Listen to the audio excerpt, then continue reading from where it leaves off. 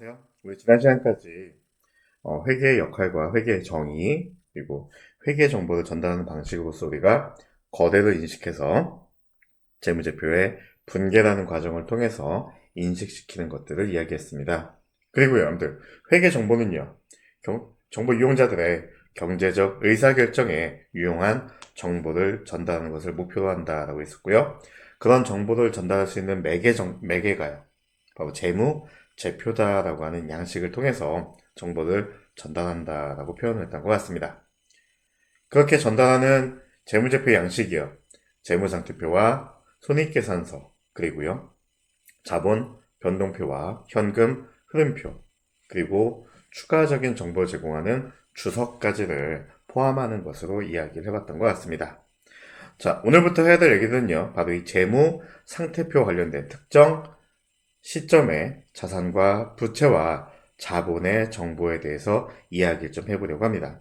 자, 그 중에서도요, 가장 유동성이 높은 항목인 현금과 수취채권과 관련된 이야기를 해보고자 합니다. 여러분들, 우리 이전 시간에 유동과 비유동이다 라고 나눠봤는데요. 이 차이가 뭐가 있었을까요? 유동이다, 비유동이다. 그렇죠. 여러분들, 유동이라고 하는 건요. 여러분들, 유동과 비유동을 얘기하기 전에요. 우리 기업의 목표는요. 정상 영업주기다라는 걸 갖고 있었죠. 뭡니까, 여러분들? 우리 만약에 상기업이라면요. 필요한 상품을 매입, 사와서요. 판매하고요. 그 대금을 회수하는, 결국 여러분들 뭘 증가시키는 것들이 목표였던 거예요. 결국엔 현금을 증가시키는 게 목표였던 거죠. 그래서 우리가 유동과 비유동을 구분할 때요. 유동자산이다라고 하면요. 그렇죠. 이 정상 영업주기 혹은 1년 이내에 현금으로 전환할 수 있는 것들을 우리가 유동 자산이다라고 얘기했고요. 현금으로 전환하는데 정상 영업주기를 벗어나거나 그 기간 1년을 초과하는 항목들을 우리가 비유동 자산이다라고 얘기했습니다. 결국 우리의 목표는요. 현금으로 전환하거나 현금을 수령하는 게 목표가 된다는 거겠죠. 자, 그 중에서 우리가 제일 유동성이 높다라고 하는 게 바로 이 현금이다라고 하는 자산인데요. 이 현금은요, 그냥 우리가 알고 있는 통화입니다. 통화. 여러분들 통화. 여러분들 쉽게 얘기하면 통화는요, 여러분들 알고 있는 지폐하고요, 동전을 우리가 통화다라고 얘기합니다. 별거 아니죠. 그냥 뭐예요? 여러분들 쉽게 얘기하면요. 아주 쉽게 얘기하면 그냥 돈이에요. 자, 돈을 얘기하는 거고요. 자, 통화 대용증권은요. 통화와 동일한 효력을 가진 것이다 라고 하는데 거의 그냥 돈과 유사한 거, 현금과 유사한 걸 얘기합니다.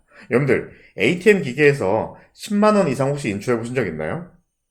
우리 여러분들 10만 원 이상 인출하실 때 ATM 기계가 물어볼 때 있습니다. 현금으로 할 거냐, 수표로 할 거냐 라고 물어볼 때가 있을 겁니다. 여러분들 그때 수표를 선택하시면요. 흰색 종이에 10만 원이라고 적힌 게 나올 겁니다. 그걸 우리가 뭐라 부를까요? 수표다라고 부릅니다. 그래서 우리가 이 각종 수표들도요. 그냥 지불하실 때 제시하시면 뭡니까? 현금의 역할을 하게 되거든요. 그런데 여러분들 뭐 조금 다른 건데요. 거기 보시면 타인 발행 수표도 있고 자기압 수표도 있습니다. 여러분 쉽게 얘기하면 자기압 수표는요. 내가 ATM 기기에서 뽑을 때, 출금할 때, 인출할 때 내가 수표를 선택해서 뽑으면 내 통장이 찍혀서 나옵니다. 내가 내가 만든 수표를 자기압 수표다라고 얘기하고요. 남이 이렇게 뽑아왔는데 제가 가지고 있는 걸요. 타인 발행 수표다라고 얘기하는 겁니다. 아무튼 이런 각종 수표들도 현금의 역할을 한다는 거고요. 자, 그 다음으로 우편 환증서가 있는데요. 지금은 잘 사용하지 않는 건데요. 예전에 여러분 우리가 금융기관이 많지 않던 시절에요. 우체국이 금융기관의 역할을 했다고 합니다. 저도 이거 본 적은 없습니다. 그럴 때 여러분 우리가 만약에 부모님들이 여러분들한테 머리 떠져 있는 여러분들한테 돈을 송금해야 되는데 금융기관이 없을 때요.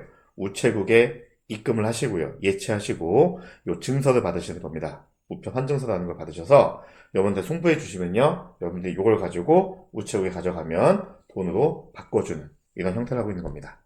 그러니까 거의 그냥 돈이라는 거죠. 뭐 신분하기 이런 거 필요 없습니다. 그냥 이 종이 하나 자체로 현금의 효력을 갖는 거였고요. 배당금 지급 통지서와 이자표라는 게 있는데 여러분들 이거는요 지금은 말이 안 되는 건데 예전에는요 주식을 사시면 주식에 이렇게 증권이 나오는데 이렇게 여러분들 배당권이 이렇게 붙어 있답니다. 전단지 같이요. 그래서 여러분들 요거 하나 톡 떼가지고요 은행에 가져가면 예, 배당금으로 바꿔준다는 말도 안 되는 아주 예전이고요. 국공제 이자표라는 것도요. 여러분들 국가나 공공기관이 펀딩이 필요할 때요. 거기에서도 예, 현금을 조달할 목적으로 여러분들 우리가 공채라는 거, 국공채 발행합니다. 그러면 똑같이 이렇게 국공채가 발행이 됩니다. 여기에도 이자표라고 해서 전단지처럼 이렇게 종이 형태로 이자표를 주고요. 요거 하나씩 떼다가 은행에다 주면 이자도 바꿔주는 이런 역할을 했다고 합니다. 아주 과거 일들이에요. 그래서 여러분들 지금 이 파트에서 얘기하는 현금이라고 하는 파트는요. 아주 예전 얘기입니다. 지금 현실하고 좀 동떨어져 있는데 지금까지도 남아있는 기업들이 있기 때문에 남아있는 기업들이 있어서 이런 항목들이 남아있는 기업들이 있어서 그냥 이런 것들이 현금과 유사한 성격을 가지고 있구나, 유사한 것들이구나 라는 것들만 알고 계시면 된다는 겁니다. 뭐 나머지 것들은 그냥 읽어보시면 될 것 같고요. 왜냐면 지금 현재 있는 것들도 아니고요. 아주 중요한 내용들이 아니기 때문에 그냥 저는 넘어가도록 하겠습니다. 특히 은행 계정 조정표라는 게 있는데 이건 여러분들 나중에 뭐 자격증 공부하시거나 이럴 때 수업 목적상 필요한 거지 지금은 굉장히 없는 얘기입니다. 여러분들 왜 없는 얘기냐면 쉽게 얘기하면 은행 계정 조정표라는 건요. 우리 기업의 통장 잔액하고요. 은행에서 기록하고 있는 잔액이 다르다는 겁니다. 말도 안 되는 거죠. 이 여러분들 아주 예전에 전산화되기 이전을 얘기하는 겁니다. 여러분들 무슨 얘기냐면 은행 여러분들 4시나 5시에 마감했어요. 문 닫았습니다. 그런데 우리 거래처가 한밤중에 우리 회사 통장에다가 뭐 외상 매출금 입금했어요. 그럼 우리 회사는 알고 있지만 은행은요. 내일 가봐야 알거든요. 이게 말이 됩니까? 요즘 같은 시대에. 그래서 여러분들 이거는 아주 예전에 아주 옛날에 지금과 같이 전산이 발달되지 않았을 때 상황이라서 저는 굳이 다루지는 않겠습니다. 이제 중요한 건요. 바로 여러분들 교재에 관련해서 수취채권과 지급 채무다라고 하는 건데요. 여러분들 수취채권이다라고 하는 건요. 여러분들 우리 처음 만났을 때 권자 얘기하면요. 받을 권리가 있다라고 해서요. 아마도 자산이다라고 느껴보실 수 있을 거다라고 생각이 들고요. 자, 지급 채무라고 해서 우리가 의무를 나타냅니다. 무라고 하는 건요. 의무 나타내는 거기 때문에 우리가 부채다라고 생각해 보실 수가 있겠습니다. 결국 여러분들 우리가요. 수취 채권이다라고 하면 자산이기 때문에요. 받을 권리가 있는 것들을. 뭘 받을 권리요? 돈을 받을 권리가 있는 것들을 수취 채권이다라고 얘기할 거고요. 지급 채무. 지급. 줘야 되는. 돈을 줘야 되는 의무가 있는 것들을 우리가 지급 채무다라고 하는 부채로 인식하게 될 겁니다. 쉽게 얘기하면요. 돈 받는 입장과 돈을 줘야 되는 입장, 이 두 가지를 수취 채권과 지급 채무다라고 표현하고 있다는 겁니다. 자, 그러면 일단 분류부터 보실까요? 자, 첫 번째 보시니까요. 수취 채권과 지급 채무의 분류인데요. 자, 수취 채권이라고 하는 건요. 여러분들 중요하게 좀 볼게요. 자, 첫 번째 요건입니다. 기업이 영업 활동을 수행하는 과정에서 재화나 용역을 신용으로 여러분들 신용으로 판매하거나 자금을 대여하는 대가로 미래에 여러분들 뭐라고요? 미래의 현금을 수취할 권리가 있는 걸 수취 채권이다라고 얘기합니다. 다시 얘기하면요. 여러분들 기업이요. 기업 활동을 하면서 뭡니까? 재화, 우리 상품 같은 거 혹은 용역, 서비스요. 재화나 용역을 신용으로 판매하거나 여러분들 신용으로 판매했다라고 하는 건 외상으로 거래했다는 얘기예요. 외상으로 팔았거나 혹은 자금을 대여 내가 돈을 빌려준 겁니다. 돈을 빌려준 대가로 미래에 현금을 받을 권리가 있는 것들을 수취 채권이다라고 얘기하는데 여러분들 앞으로 다룰 내용이지만요. 지금 짚어놓고 넘어가면요. 여러분들 매출 채권이란 말이 있고요. 기타 채권이란 말이 있습니다. 자, 여러분들 우리 지난 시간에 치킨 가지고 얘기했는데 여러분들 우리 치킨 가게다라고 얘기하면 단국 치킨이라고 얘기해 볼까요? 여러분들 만약에 우리 단국 치킨이다라고 하면 우리 뭐 판매하는 게 목표예요? 치킨 판매하는 게 목표죠? 요 치킨 판매하는 게 목표입니다. 여러분들 우리 기업에서 판매를 목적으로 보유한 걸 바로 우리 재고 자산이다 라고 표현하고 있거든요. 치킨. 자, 근데 여러분 우리가요, 치킨 가게에서요, 요 치킨을 판매할 수도 있지만요, 여러분 우리 치킨엔 뭘 같이 마시나요? 그렇죠. 맥주도 같이 마실 수 있거든요. 여러분들 이 맥주는요, 우리가 본래 목적인 재고 자산은 아닙니다. 얘는 여기서는 그냥 기타라고 쓸게요. 다시 얘기하면 여러분 우리가요, 주된 목적을 가지고 있는, 우리 기업의 주된 목적을 가지고 있는 걸 재고 자산이다 라고 얘기하고요. 이 재고 자산을 판매했다 라고 하는 걸 우리가 매출이다 라고 좀 얘기합니다. 그래서 만약에 치킨 가게에서요, 오늘 매출 좋았다 라고 얘기하면요, 사실은 순수하게 치킨만 판매한 걸 이야기해야 됩니다. 자, 그런데요, 우리는 그냥 모든 판매한 수익을 다 그냥 매출이다 라고 흔히 인식하고 있죠. 뭐 맥주도 팔아도 오늘 매출 좋았다 라고 얘기할 거고요. 혹은 뭐 변태같이 치킨물을 많이 팔아도요, 오늘 매출 좋았네 라고 표현하게 될 겁니다. 자, 아무튼 여기서 얘기하는 매출 채권이다 라고 얘기하면요, 우리 기업의 본래 목표인 뭐 재고 자산의 매매 거래에서 발생하는 걸 이야기합니다. 즉 뭐라고요? 재고 자산을 외상으로 판매했을 때만 매출 채권이다 라고 하는 개정 과목을 쓸 수 있다는 겁니다. 여러분들 만약에요, 치킨 가게에서 이제 배달 안 할 겁니다. 안 쓰는 오토바이를 처분합니다. 오토바이 팔는데 이 오토바이 외상으로 팔았어요. 자, 그럴 때는요, 외상으로 팔긴 팔았지만 매출 채권이라고 하는 표현을 쓰지 못한다라고 하는 겁니다. 아예 그냥 외워둘까요, 여러분들? 우리 앞으로 회계에서 매출이라고 얘기하면요, 뭐 판매한 거라고요? 재고 자산 판매한 걸 우리가 매출이다라고 얘기하는 겁니다.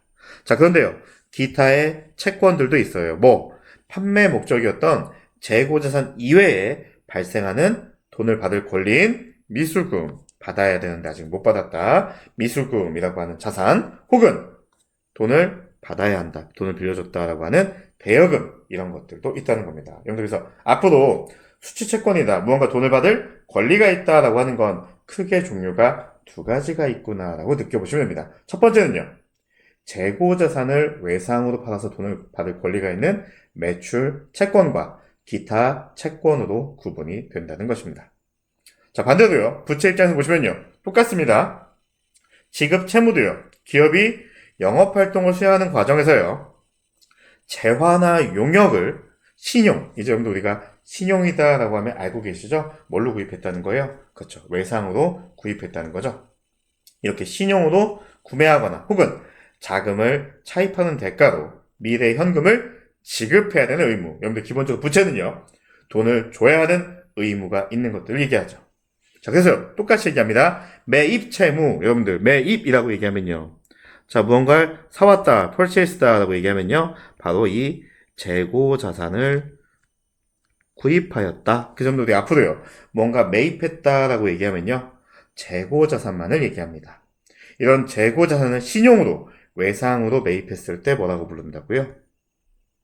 바로 매입 채무다라고 얘기합니다. 즉 재고 자산을 외상으로 거래했을 때만 쓰는 거고요. 그 외에 여러분들 우리가 돈을 줘야 되는 의무, 돈을 줘야 되는, 갚아야 되는 의무가 있는 부채들은요, 기타 채무다라고 이야기합니다.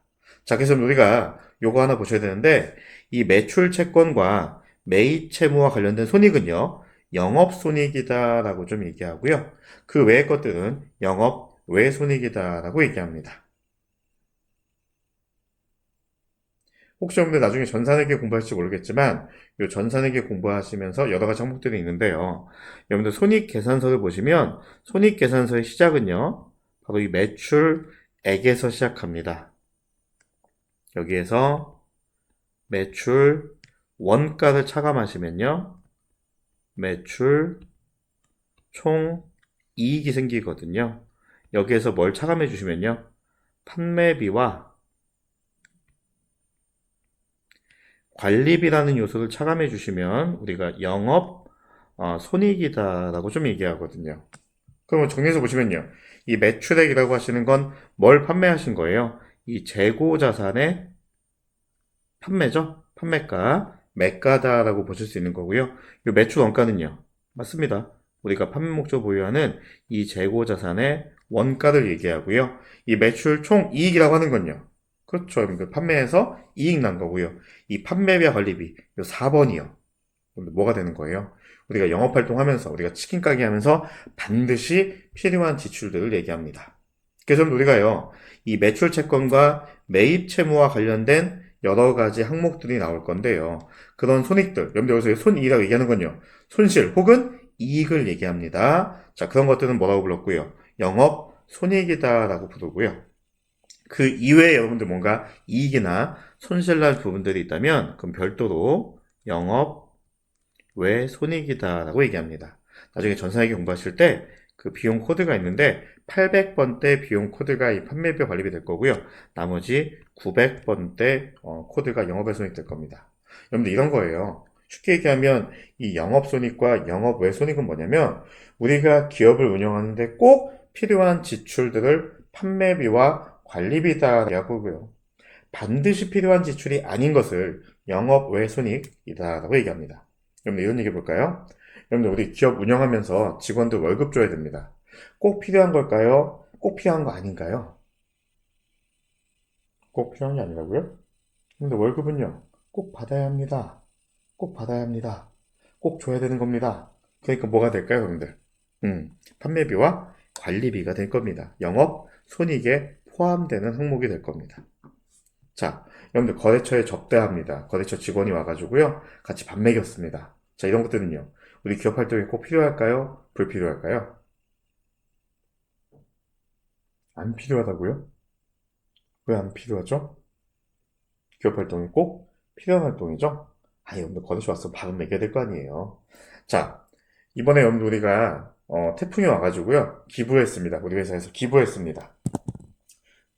여러분들 기부하는 활동은요, 우리 회사 운영하는데, 우리 기업 운영하는데 꼭 필요한 활동일까요? 불필요한 활동일까요? 그렇죠. 하면 좋겠지만, 여러분들, 우리 기업 목적에서 보시면요. 굳이 해야 될 필요는 없습니다. 이런 것들이요. 바로 영업 외 손익이다라고 하는 겁니다. 자, 그럼 가볼게요. 그래서 여기 보시면 수치 채권과 관련해서 여러 가지 관련해서 1번부터 6번까지의 내용들이 있습니다. 같이 한번 살펴볼게요. 자, 근데 문제는요, 여러분들, 우리가 제일 먼저 봐야 될 게 이 매출 채권인데요. 근데 매출 채권, 앞에서 뭐라고 얘기했죠? 매출 재고 자산을 판매하고, 채권, 돈을 받을 권리가 있다는 겁니다. 뭐, 재고 자산을 외상으로 거래했다라는 게 되겠죠. 여러분들, 외상으로 여러분들 팔았습니다. 그럼 여러분들, 우리 뭐 하는 게 목표예요? 만기 회수. 여러분들, 그냥 돈 받아오는 게 목표입니다. 돈 받아오는 게 목표예요. 자, 그런데 중간에 여러분들 우리가요, 이 대손의 평가다라는 걸 하게 됩니다. 여러분들 뭐가 있냐면, 친구한테 제가 10,000원 빌려줬는데, 이 친구는 기본적으로 인성이 좀 안 좋은 친구예요. 그래서 통상적으로 돈을 빌려가면 20% 정도는 떼먹고 줍니다. 에이, 돈 없어. 나 몰라. 돈 없어. 그냥 이거 받아. 안 받으면 말든가. 이런 친구예요. 자, 그러면 그런 친구한테 10,000원 빌려주면요, 얼마는 떼일 각오를 해야 돼요. 2,000원 정도는 떼일 각오를 해야 되죠. 제 말 이해하나요? 예. 근데 여러분들, 실제 그 친구가 2,000원을 떼먹을지 안 떼먹을지는요, 끝까지 가봐야 알거든요. 그래서 우리가 중간에요, 우리 회계는요, 보수주의라는 회계 처리를 합니다. 여러분들, 이 보수주의라는 회계 처리가 뭐냐면요, 조금 안전하게 가자는 거예요. 여러분들, 이 보수주의 예가 뭐가 있냐면 이런 겁니다. 여러분들, 만약에 뭐 아버님이 술을 드시고 오시면요, 외부에서 술을 드시고 오시면 어릴 때 집에 오셔서 기분이 좋아서 그냥 주머니에 잡히는 돈을 그냥 무조건 용돈으로 주십니다. 그렇게 가정할게요. 그럼 여러분들, 아버지가 집에 오셨을 때요, 품 안에서 돈을 꺼냈을 때요, 뭐 여러분들 동전을 여기 주머니 안쪽 주머니에 넣고 다니지 않겠죠. 예, 딱 지폐를 꺼내는데요, 여러분들 얼마부터 얼마까지 기대할 수 있어요? 1,000원부터 10만 원까지 기대할 수 있단 말이에요. 근데 여러분들 입장에서요, 10만 원 받을 거 예상할 때랑 1,000원 받을 거 예상할 때랑 10,000원 받을 거 예상할 때랑 언제가 제일 행복할까요? 10만 원이 당연히 행복하겠죠, 여러분들. 일단 실망감 안 가지려면요. 일단 1,000원이라고 기대하고 있다가요. 갑자기 아버지가 주신 돈이 정말 10,000원이면 행복한 거잖아요. 이런 걸 우리가 보수주의다라고 얘기합니다. 여러분들 혹은 이런 얘기 해볼게요. 다음 주가 여러분들 뭐 아르바이트 하고 계시다면 다음 주가 알바비 받는 날입니다. 그럼 다음 주에는 돈이 생길 게 확실하죠. 그래서 친구가 얘기해요. 야, 너 다음 주 알바비 받지? 나도 다음 주에 알바비 받으니까 그때 갚을게. 너 다음 주에 돈 생길 거니까 나 돈 좀 빌려줄래? 라고 얘기하면요. 여러분들 입장에서는요. 돈 다음 주면 생길 것 같긴 해요. 그럼 빌려줄까요? 안 빌려줄까요? 안 빌려주는 게 보수주의입니다. 왜요, 여러분들? 사장님이요. 야, 미안한데 이번 달에 별로 실적이 안 좋아서 이번 달에 장사가 안 돼서 아르바이트 못 주겠다. 다음 달에 줄게 라고 해서 못 받을 가능성도 있거든요. 그래서 여러분 우리가 이 회계에서 얘기하는 보수주의는요. 그냥 무조건 나쁘게 이런 게 아니고요. 둘 이상의 선택적인 대안이 있을 때요. 가급적이면 자산은 적게 인식하고요. 부채는 높게 인식해서 기업의 재무적인 안정성을 도모하자라고 하는 게 보수주의다라고 하는 겁니다. 그러니까 부모님한테 돈 받을 돈이 있을 때요. 가급적이면 적게 받을 걸로 생각해 보자는 게 보수주의가 될 겁니다. 아무튼 여러분들 이런 보수주의 때문에요. 우리는 중간에 대손평가라는 걸 해야 됩니다. 뭐 친구한테 10,000원 빌려줬지만요. 이 친구가 통상요. 20% 정도는 떼어먹는단 말이에요. 그러면 얼마를 못 받을 걸 각오해야 돼요. 2,000원 정도의 금액은 못 받을 각오를 해야 되거든요. 자, 그걸 우리가 대손이다라고 좀 얘기하고요. 거기 나와 있는 3번에 매출 채권의 양도 있는데요. 여러분들 기다리다 친구가 여러분들 크리스마스에 돈을 갚겠다고 했어요. 근데 11월 달에 돼 보니까 갑자기 우연히 11월 달에 빼빼로데이가 왔고요. 우연히 제가 남자친구나 여자친구가 생겼습니다. 뭐 사줘야 돼요. 빼빼로 사줘야 되거든요. 그래서 급하게 돈 필요하니까 에이 다른 친구한테 얘기합니다. 야, 너 있잖아. 저 A한테 내가 돈 받을 게 있거든? A한테 돈 받을 게 10,000원 있는데 제가 12월 달에 준대. 너는 좀 그래도 여유가 있으니까 12월까지 기다려도 되잖아, 친구야. 너 나한테 돈 빌려주고 저 A한테 가서 돈 받을래? 라고 하는 게 바로 매출 채권의 양도입니다. 다시 써볼까요, 그림으로요? 자, 나가 있고요. A한테 10,000원 빌려줬습니다. 그래서 회수해야 되는데 언제 회수된다고요? 12월 25일 날 크리스마스 날. 자, 근데 제가 돈이 필요해서요. 자, B라는 친구한테 얘기합니다. 야, 너 있잖아. 너는 좀 돈에 여력이 있는 것 같으니까 A한테서 돈 받을래? 나한테 지금 10,000원 주고 A한테 가서 돈 받을래? A가 너한테 돈 줄 거야. 12월 25일 날 가면 A가 너한테 돈 줄 거야 라고 하는 형태. 요걸 우리가 매출 채권의 양도다라고 얘기합니다. 어떤 의미인지 좀 의미만 오시나요? 자, 그리고요. 이렇게 매출 채권이 양도되지 않으면요. 끝까지 가지고 있으면 가지고 있는 사람이 그 돈을 받게 됩니다. 여러분들, 만약에 이 상태에서요. 이 상태에서 크리스마스가 됐습니다. A는요. 나한테 돈을 줄까요? B한테 줄까요? B한테 주고 있는 거죠. 왜요? 만기 날짜에 이걸 들고 있는 사람이 돈을 받을 권리가 있는 거거든요. 자, 이 과정이 바로 이 매출 채권의 순환 주기다라고 표현하고 있습니다. 이제 하나씩 볼게요. 자, 매출 채권의 인식과 측정부터 있는데요. 최초에 인식할 때는요, 이 매출 채권은요, 수취할 대가의 공정가치인 거래 당사자 간의 교환 가격으로 측정합니다. 여러분들, 우리 지난번에 취득 원가 얘기할 때 이야기하지 않나요? 내가 준 대가가 취득 원가입니다. 내가 준 대가의 공정가치가 취득 원가가 됩니다. 여러분 무슨 얘기냐면 내가 이 텀블러 하나 샀는데 5만 원 냈어요. 이 텀블러 얼마짜리라고요? 5만 원짜리예요. 왜요? 나는 5만 원을 줬고요. 상대편은요. 텀블러 줬거든요. 이렇게 하면 우리가 교환 가격을 최초로 인식하는 금액이 됩니다. 자, 두 번째는요. 매출 애누리와 환입이라는 게 있는데요. 자, 매출 애누리와 환입은요. 이 매출 채권과 매출 수익에서 차감하는데요. 여러분들, 결국 무슨 얘기냐면 이런 거예요. 제가 외상으로 10만원어치 매출했어요. 외상으로 판매했습니다. 외상 매출했어요. 자, 10만원어치 우리가 매출했는데, 뭘 매출했냐면 요즘에 무화과 철이어가지고 무화과를 제가 지금 팔고 있습니다. 무화과 팔고 있는데 자 무화과 100개에 10만 원 주고 외상으로 팔았습니다. 자 그런데 무언가 하자가 있거나 여러 가지 이유로 저걸 깎아주는 방식이 있습니다. 첫 번째가요, 매출 애누리인데요. 여러분들 매출 애누리하고는요, 제품의 결함이나 하자 등의 이유로 가격을 깎아주는 걸 얘기합니다. 여러분들 뭐냐면, 만약에 무화과를 딱 받았는데, 무화과 딱 100개 중에, 5개가 썩었어요. 5개가 썩었어요. 원래 여러분들, 이렇게 제품이, 혹은 상품이 썩었으면요, 문제가 있으면, 하자가 있으면 어떻게 해야 돼요? 반품해야 되거든요. 근데 여러분들 반품하시려면요, 저는 다시 택배 고용해가지고 다시 물건 받아야 되고요. 다시 보내줘야 됩니다. 택배비가 더 들 수도 있어요. 여러분들 만약에 단추 샀다라고 해볼게요. 되게 소소한 단추. 여러분들 100원 주고 단추 샀는데 불량이에요. 왔다 갔다 택배비가 5,000원이에요. 왔다 갔다 택배비 5,000원 하는 게 나아요? 아니면 제가 그냥 그 100원 깎아주는 게 나아요? 100원 깎아주는 게 낫단 말이에요. 그런 걸 우리가 매출 애누리다라고 얘기합니다. 이해하시나요? 네. 가격을 깎아준다는 게 여러분들 이상한 의미가 아닙니다. 여러분 쉽게 얘기하면 무화과 지금 100개에 10만 원인데 그러면 여러분들 무화과 한 개당 얼마이라는 거예요, 여러분들? 1,000원이라는 거죠? 5개가 썩었대요. 그래서 얘기해요. 고객님, 그럼 썩은 거 저희한테 반품하지 마시고 그 5개만큼 저희가 돈 빼드릴게요 라고 얘기하면요. 이제 외상 판매한 금액이요. 10만 원이 아니라 얼마가 될까요? 99만 5천 원 되시겠죠? 왜 여러분들?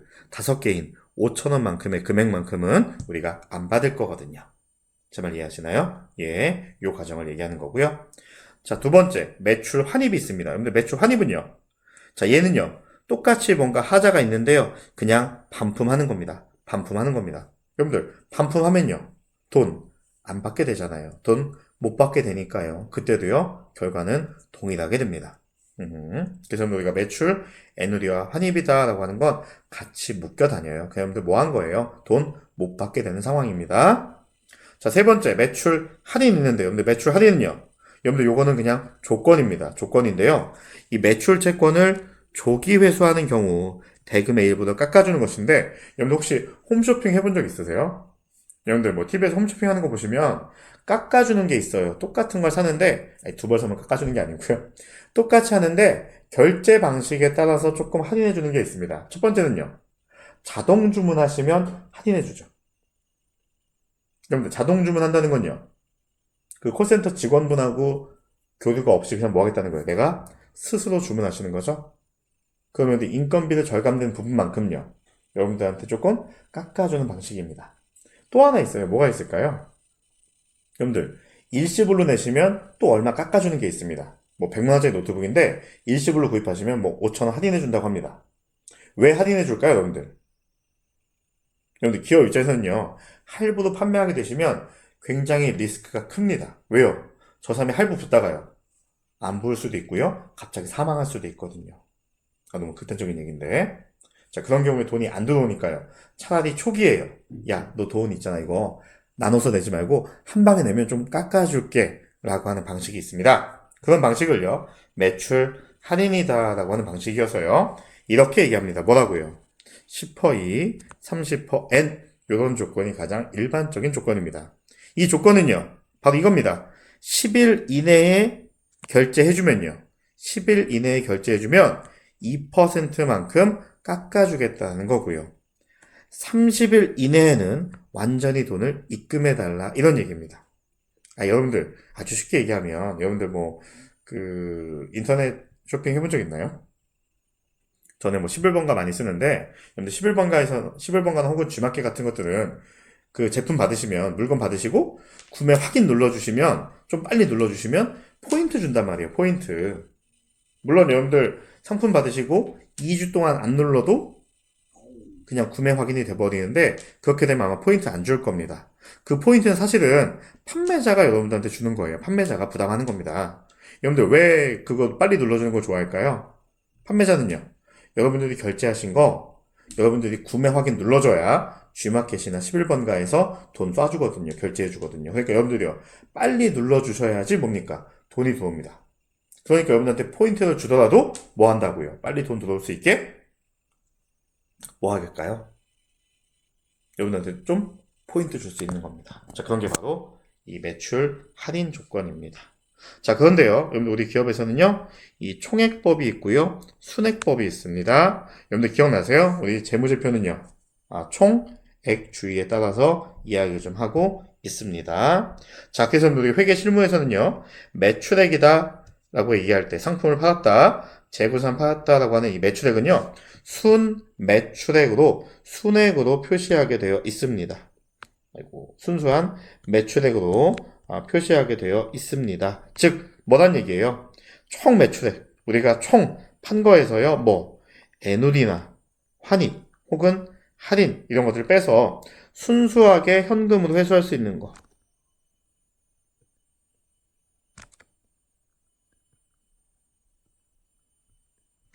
회수할 수 있는 부분들만 매출액이다라고 얘기해서 우리가 방금 전에 얘기했던 손익계산서 1번에 있는 매출액이다라고 하는 항목은요. 이런 애누리, 환입, 그리고 할인 이런 것들을 모두 다 제거한 순수한 매출액, 우리가 진짜로 돈 받을 수 있는 부분만큼을 우리가 계산하게 되어 있다는 겁니다. 네, 잠시 쉬었다가 다음 거 이어서 할게요.